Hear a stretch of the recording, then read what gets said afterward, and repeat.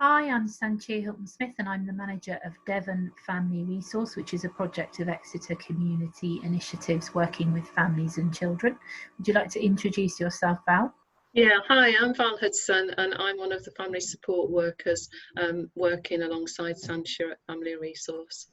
I think it's probably also worth saying that we're both ex-teachers and you have also been a Senko, haven't you? Yes, I've been in my background is in education for many years, and mainly secondary education and in additional needs. Yeah. So the purpose of this little video today is to talk to parents and hopefully give them some really useful hints and tips around educating their children at home.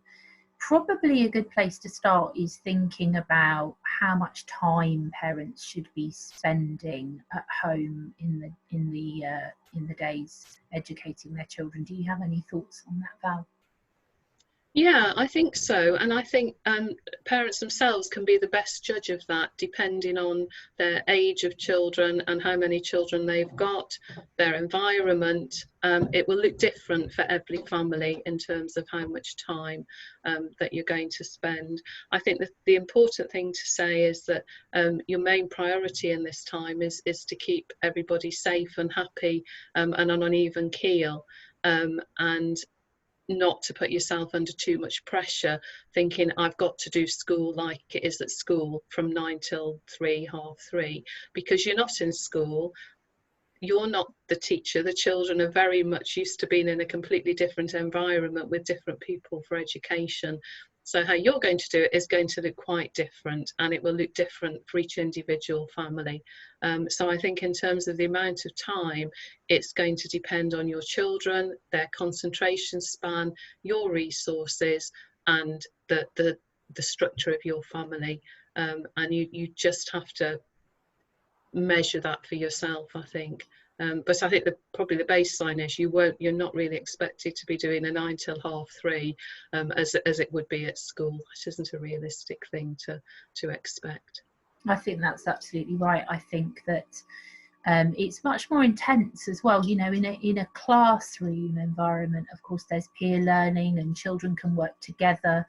When you're educating at home, it's a kind of much more intense environment. And I think you're right. I think to kind of expect parents to do a school day or to even see the education parents can offer their children at home at the moment as comparable to school can be quite unhelpful, because I think you're right. You know, parents just generally don't have the resources and the expertise to kind of do what a school would do, and some of it is just about engaging their children and keeping them interested in learning.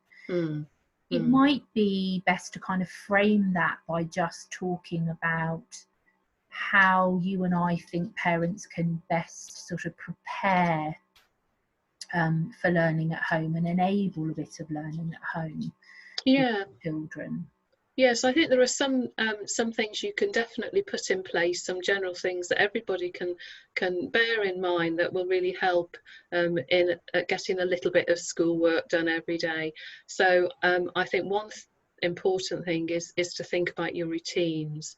And to keep to some routines. So think about your normal family routine of getting up, meal times, bedtimes, and put that in place first, and then slot things around that. It's a bit like putting together a jigsaw puzzle. You put the main pieces in first, and then you slot other things into place. So put your family routines in place first. And then according to the structure of your family, think about how you're going to do the schoolwork. And generally it's best to do things in short chunks, especially if you've got more than one child. You might want to give each child a little bit of attention while the others go and do something themselves in a different part of the room or something. So when you've put your routines in place, think of some kind of school timetable. And it's a really good idea to make that a visual timetable. So to make it an activity with your child, to draw something up on a piece of paper and to stick it on the fridge or on the door so that your child can see what they're going to be doing. Because they're all used to timetables at school. It isn't just a free-for-all. It's you know, they will know to be able to go and look at that and think, oh, next it's this, and then it's this. And children respond best when they know what's going to happen, than when they know what's Yeah, coming. I think that's true, and I also think that children respond best when they feel part of something. So I love the Yes, idea of getting them working on a timetable with you and putting their suggestions into that, yes, and involving them in the process. You know, if you have that up on the wall, oh, who can tell me what happens next? You know, yeah, making them part of it so it feels like a collaborative effort rather yeah, than that sort of division. You know, this is between parents and kids, this is what we're going to do now.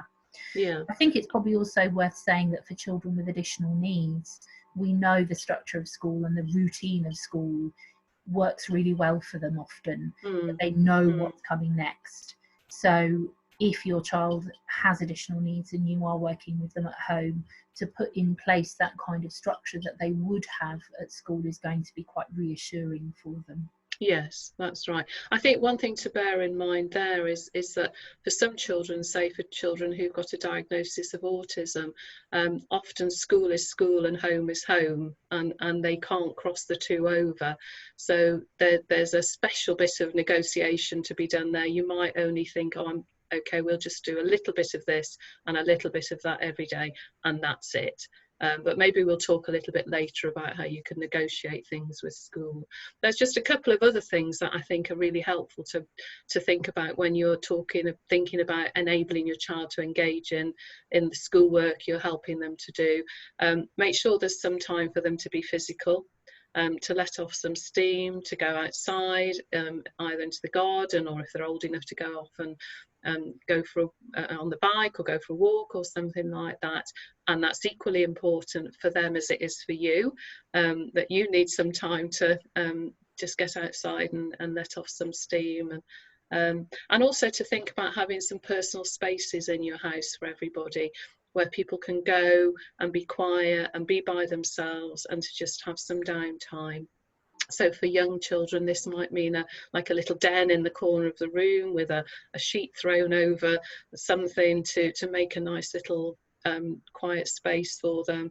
For older children, it might be in the bedroom, it might be on the bed with the headphones on, and that's an agreement in the family that if that's what you're doing, you just leave me alone, and that's my quiet space. So and think about the quiet space for yourself as well, if that's in your bedroom or in the garden. And I think that's conversations to be had with the whole family, to think, okay, we will need some downtime, we'll need somewhere we can just escape to and just be quiet. Let's agree with where those spaces are going to be. And then when we're out of those spaces, we can re-engage with education. I think that's great, and also I think a degree of flexibility is really important. You know, a good mix of activities.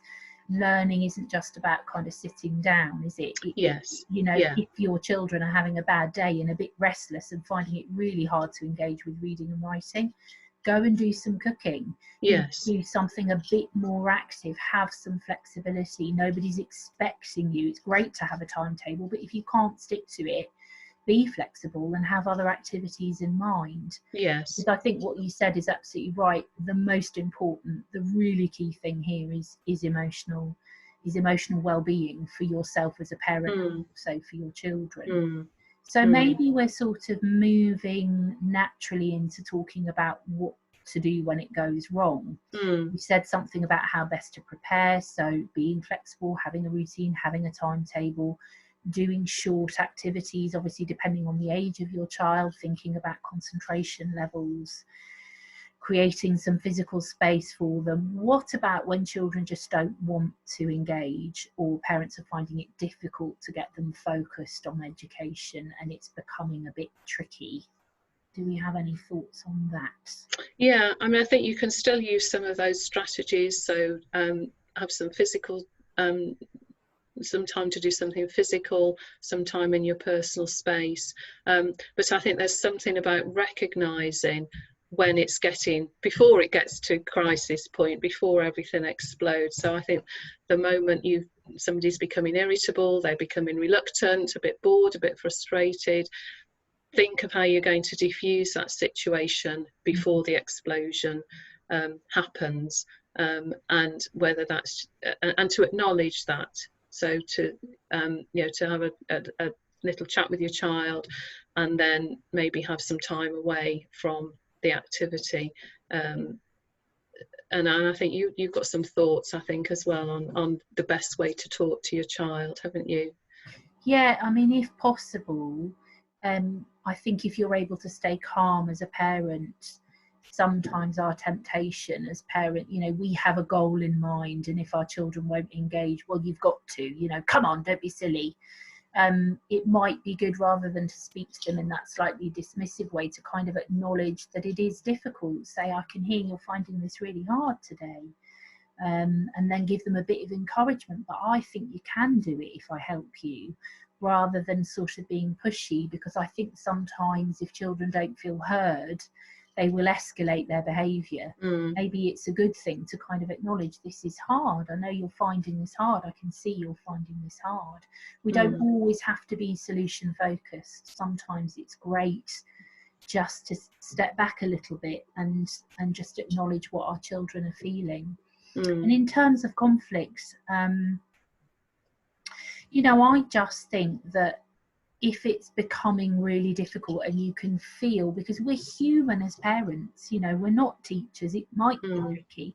If you can feel that tension rising and you don't think you can keep calm and your child isn't keeping calm, absolutely call a break, go away, make a cup of tea, walk around the garden.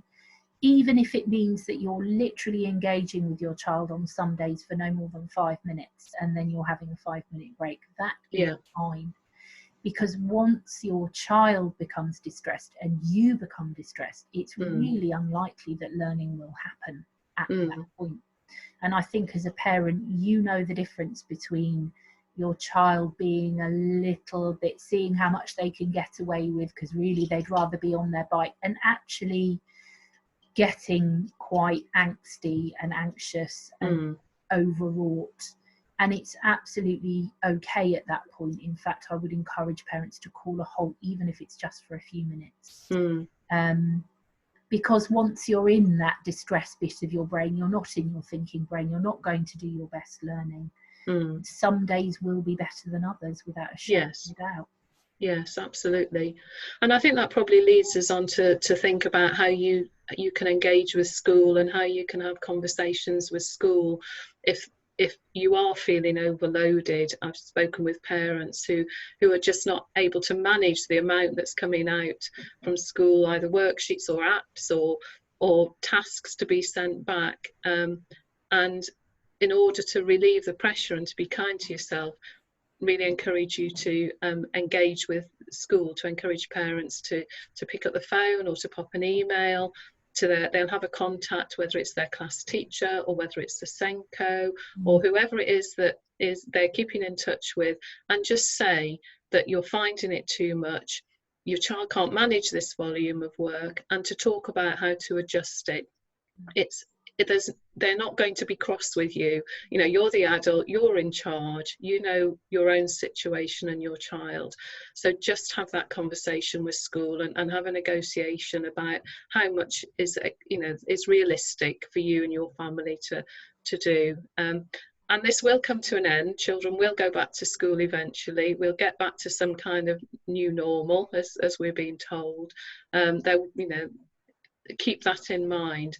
And in the meantime, just do the best you can with what you've got, but keep your expectations lower. Don't think you've got to be a perfectionist, and have that conversation with school, because they will listen, and they know that everybody is under a tremendous amount of pressure, and they'll want to work with you to just get a good balance of work for you and your family. I think that's a really good point, and I think parents feel that they're letting the school down, or there is an expectation and they will be judged if they don't do work or they don't meet those outcomes. My experience, certainly from sitting in meetings with schools, is that they really understand how difficult this is for parents, and they would much rather, because actually schools are also keeping an eye on the emotional well-being of families too, and they would much rather parents be saying, look, we can't achieve this without, Yes. you know, it really upsetting the stability of our family. What can you do? How can you support us? And they're absolutely open to working with parents to do that, you know. So absolutely keep that line of communication open.